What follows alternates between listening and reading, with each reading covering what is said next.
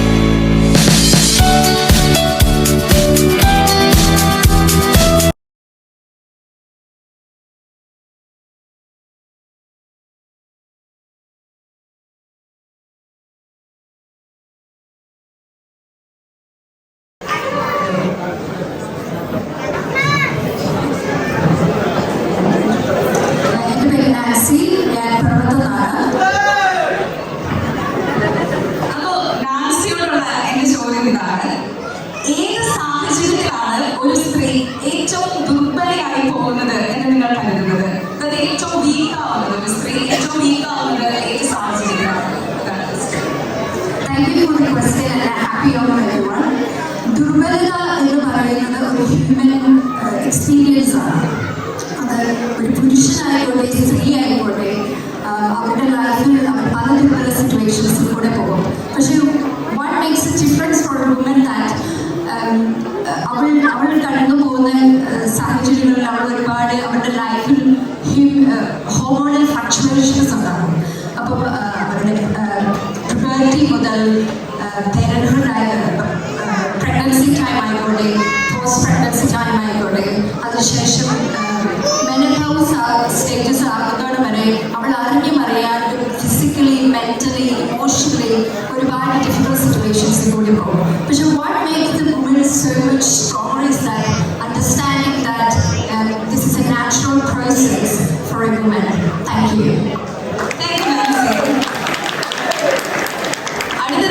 Chess number 102 on the stage.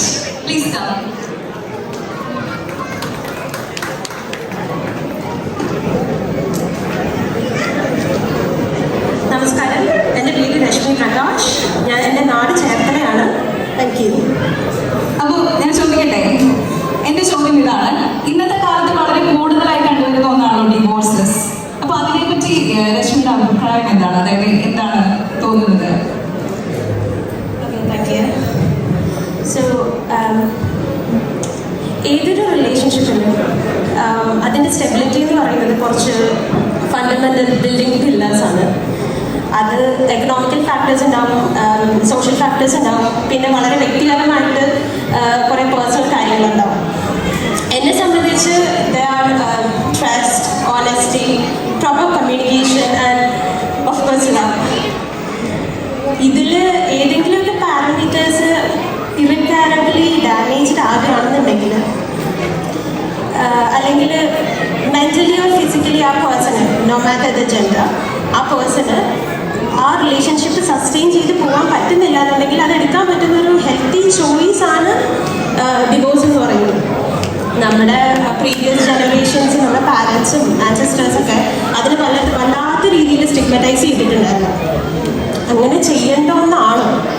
It should be normalized, and that's my opinion. It is okay. That's okay. Thank you. Thank you, Rishmi. അടുത്തതായി just number 103 on the stage. Please come. 103.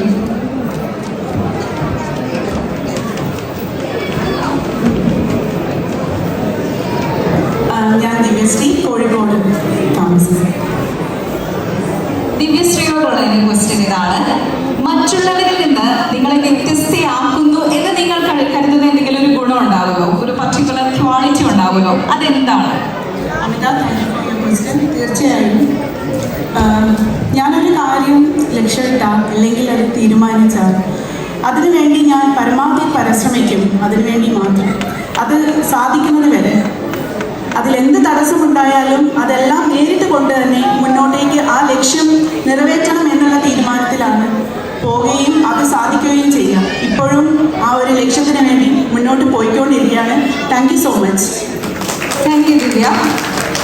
അടുത്തതായി just number 104 on the stage. Please come forward.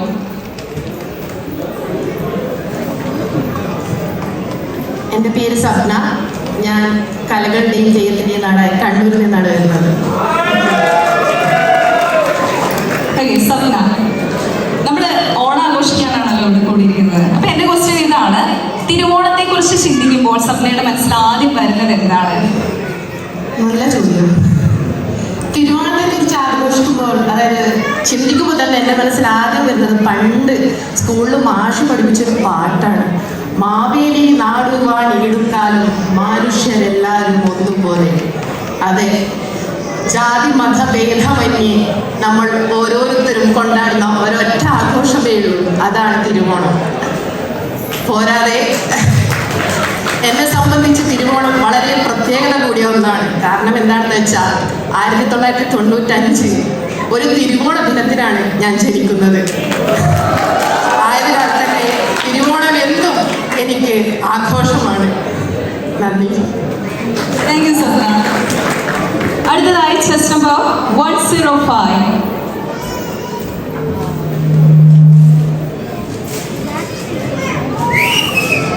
നമസ്കാരം, എൻ്റെ പേര് ജോസ്ന സോമസുമാസ്കി. ഞാൻ പാലാ മലയാളപ്പുഴയിൽ നിന്ന്. ജോസ്ന, എന്റെ ചോദ്യം ഇതാണ്: ഇപ്പോഴത്തെ ന്യൂ ജനറേഷൻ ആൾക്കാരുണ്ടല്ലോ, കുട്ടികളെ വേണ്ടെന്ന് വെക്കുന്ന ഒരു പ്രവണത നമ്മൾ കൂടുതലായി കണ്ടുവരുന്നുണ്ട്. അപ്പൊ അതിനെപ്പറ്റി ജോസ്നയ്ക്ക് എന്താണ് പറയാനുള്ളത്? Thank you for the question. ഒരു 10-20 വർഷം മുമ്പാണ് ഈ ക്വസ്റ്റ്യൻ ചോദിച്ചിരുന്നെങ്കിൽ ഞാൻ ഉറപ്പായിട്ടും പറഞ്ഞേനെ നമ്മൾ ഒരു അമ്മയായാലേ ഒരു സ്ത്രീ പൂർണ്ണതയെത്തുകയുള്ളതെന്ന് പറഞ്ഞേനെ. പക്ഷേ ഇന്നത്തെ കാലത്ത് ഞാൻ ഒരിക്കലും അങ്ങനെ പറയില്ല. ബിക്കോസ് ഓരോരുത്തരുടെ കാഴ്ചപ്പാടുകളും വ്യത്യസ്തമാണ്. അതിനനുസരിച്ച് ഓരോ കുട്ടിയും അതിൻ്റെ വരമ്പരായിട്ട് പറഞ്ഞു കൊടുക്കുന്നതിനോടൊപ്പം ഒരു അമ്മയാകുന്നതിൽ ഉപരി ആ പെൺകുട്ടി ഒരു കൊച്ചിന് ജന്മം നൽകിയാൽ അത് ഫിസിക്കലി മെൻ്റലി ആ കുട്ടീനെ ഒരു 20 വർഷത്തോളം കൂടെ നടന്ന് ഒരു നല്ല പൗരനാക്കാൻ അല്ലെങ്കിൽ പൗരയാക്കാനുള്ള ഉത്തരവാദിത്തം ഒരു സ്ത്രീ അടങ്ങിയിരിക്കുന്നു. അപ്പോൾ അതിന് തയ്യാറാകാതെ ഒരു കുട്ടിക്ക് ജന്മം കൊടുത്തതുകൊണ്ട് മാത്രം ഒരു സ്ത്രീ അമ്മയാകുന്നില്ല. അതുപോലെ തന്നെ നമ്മൾ ഇന്നത്തെ കാലത്ത് വംശനാശം സംഭവിച്ചുകൊണ്ടിരിക്കുന്ന ഒരു ജനതയല്ല. ഒരു കുക്കു പാണ്ഡെയൊക്കെ ആണെങ്കിൽ വംശനാശം സംഭവിച്ചുകൊണ്ടിരിക്കുകയാണ്. നമ്മളെ സംബന്ധിച്ച് ഭയങ്കര പോപ്പുലേറ്റഡ് ആയിട്ടുള്ള ഈ നാട്ടിൽ നമ്മൾ ഒരിക്കലും ഒരു വേണ്ടാത്ത ഒരാളെ എൻകറേജ് ചെയ്യത്തില്ല. അതിൽ ഉൾപ്പെടെ നമുക്ക് നല്ല ജനറേഷനെയാണ് വേണ്ടത്.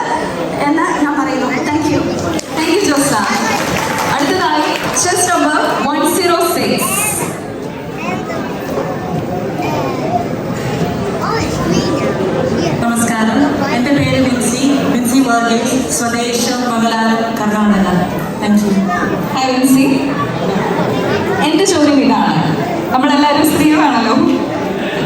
അപ്പോൾ ഒരു സ്ത്രീ ജീവിതത്തിന്റെ ഏത് സ്റ്റേജാണ്, അതായത് ഏത് ഘട്ടമാണ് ഏറ്റവും ബ്യൂട്ടിഫുൾ, ഏറ്റവും സുന്ദരമാണ് എന്ന് നിങ്ങൾക്ക് തോന്നിയിരിക്കുന്നത്? Thank you for the question. ഒരു സ്ത്രീയുടെ ജീവിതം മുഴുവനും മനോഹരമായ സംഭവങ്ങളാണ്.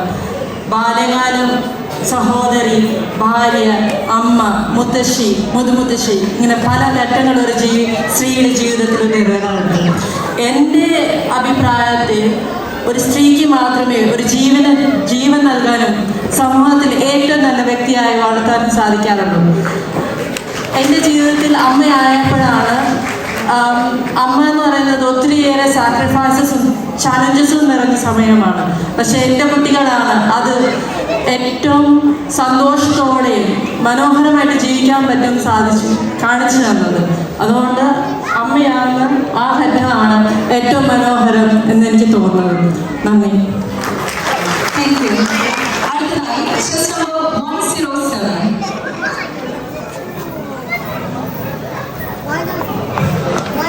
നിങ്ങൾക്ക് നമസ്കാരം. എൻ്റെ പേര് സനില തോമസ്. കേരളത്തിലെ സാംസ്കാരിക നഗരമായ തൃശ്ശൂരാണ് എൻ്റെ ജന്മസ്ഥലം.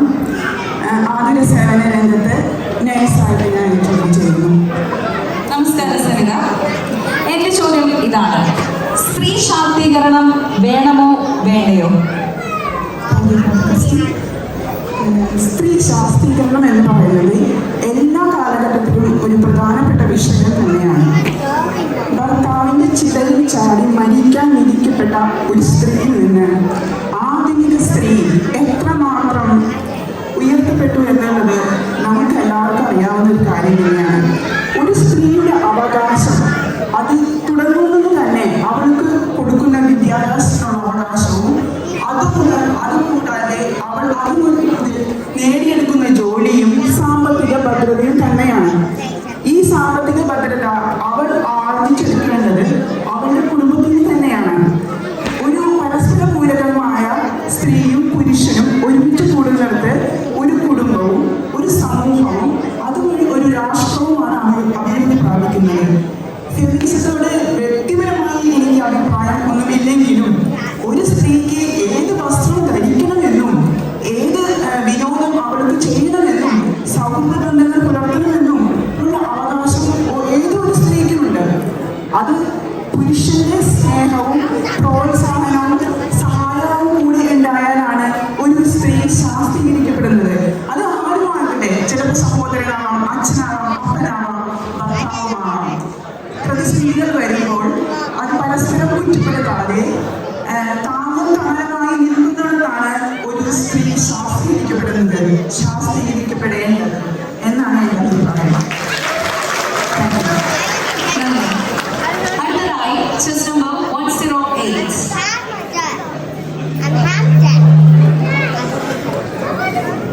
നമസ്കാരം സൗദൻ. എൻ്റെ പേര് സോണിമ ജിറ്റു. എല്ലാവർക്കും എൻ്റെ ഹൃദയം നിറഞ്ഞ ഓണാശംസകൾ. ഓണം കഴിഞ്ഞിട്ടും നിങ്ങൾക്ക് എല്ലാവർക്കും ഓണാശംസകൾ അർപ്പിക്കുന്നത് മറ്റൊന്നും കൊണ്ടല്ല, ഓണം എന്ന് ഓർക്കുമ്പോൾ നമ്മുടെ എല്ലാവരുടെയും മനസ്സിൽ സന്തോഷവും സമാധാനവും ഒരു ഉത്സവ പ്രതിനിധിയാണ്. ഇന്ന് ഞാൻ നിങ്ങൾക്ക് ഓണാശംസകൾ നൽകുമ്പോൾ ഞാൻ ആശംസിക്കുന്നത് നിങ്ങൾക്ക് എല്ലാവർക്കും എല്ലാ ദിവസവും സന്തോഷവും സമാധാനവും ഒത്തൊരുമയോടെ ഇങ്ങനെ സന്തോഷിച്ചിരിക്കാൻ വേണ്ടിയുള്ള ഒരു ആശംസ മാത്രമാണ്. എൻ്റെ പേര് സോണിമ ജിറ്റു. ഞാൻ കോട്ടയത്ത് നിന്ന് വരുന്നു. ഈ അവസരത്തിൽ ഒരു കാര്യം കൂടെ പറഞ്ഞുകൊള്ളട്ടെ, ഇതിനു വേണ്ടി മാത്രമാണ് ഞാൻ ഈ കോമ്പറ്റീഷന് വേണ്ടി വന്നത്. എൻ്റെ പേര് സോണിമ ജിറ്റു എന്ന് പറയുന്നതിനേക്കാൾ കൂടുതൽ എനിക്ക് താല്പര്യം എൻ്റെ പേര് മിസ്സിസ് സോണിമ ജിറ്റു എന്ന് പറയുന്നതിലാണ്. മറ്റൊന്നും കണ്ടല്ല, എന്നെ കണ്ട പ്രായം കുറവാണ് എന്നല്ല ഞാൻ പറയുന്നത്. ഞാനിന്ന് 3 മക്കളുടെ അമ്മയാണ്. മിസ്സായിരുന്ന സമയത്ത് ഈ കോളേജിലൊക്കെ നമ്മൾ ഒരുപാട് പ്രോഗ്രാംസ്, ഇങ്ങനെയുള്ള പ്രോഗ്രാംസിലൊക്കെ നമ്മൾ ഈസി ആയിട്ട് ഞാൻ കയറുമായിരുന്നു. എൻ്റെ പ്രായത്തിലുള്ള നിങ്ങൾക്കൊക്കെ അറിയാമായിരിക്കാം, നിങ്ങൾ താല്പര്യമുള്ളവർ പലരും ഇങ്ങനെയൊക്കെ ചെയ്തിട്ടുണ്ടാവാം. പക്ഷേ മിസ്സസ് ആയി കഴിഞ്ഞപ്പോൾ ഒരുപാട് ചേഞ്ചസ് നമ്മുടെ ജീവിതത്തിലുണ്ടായി. നമ്മുടെ പ്രയോറിറ്റീസ് എല്ലാം മാറി. ആ സമയത്ത് ഇങ്ങനെ ഒരു സ്റ്റേജിൽ ഇന്നലെ എന്നോട് പറയുമ്പോൾ എനിക്ക് പെട്ടെന്ന് വരാൻ ഒരു അവസരം കിട്ടിയപ്പോൾ വളരെയധികം സന്തോഷം തോന്നി. എനിക്ക് നിങ്ങളോടൊക്കെ പറയണം, കാരണം ഒരു 8 ഡിസ്റ്റൻസ് മാത്രമേ ഉള്ളൂ ഇവിടെ നിൽക്കുന്നത്. ഇതെല്ലാവരും തന്നെ കല്യാണം കഴിഞ്ഞവരാണ്, മക്കളും ഒക്കെ ആയിട്ട് തിരക്കായിട്ട് ജീവിക്കുന്നവരാണ്. പക്ഷേ എന്നെ പോലെ അല്ലെങ്കിൽ ഞങ്ങളെ പോലെ നിങ്ങൾക്ക് ആർക്കും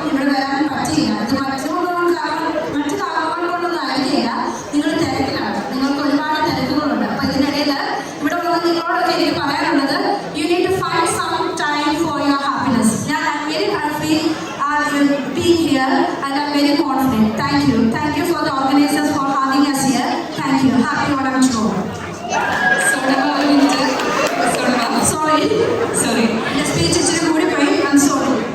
സോണിമയുടെ ഒരു ചോദ്യം, ഒരു സ്ത്രീയുടെ കാഴ്ചപ്പാടിൽ ഒരു ഉത്തമ പുരുഷൻ എങ്ങനെയായിരിക്കണം?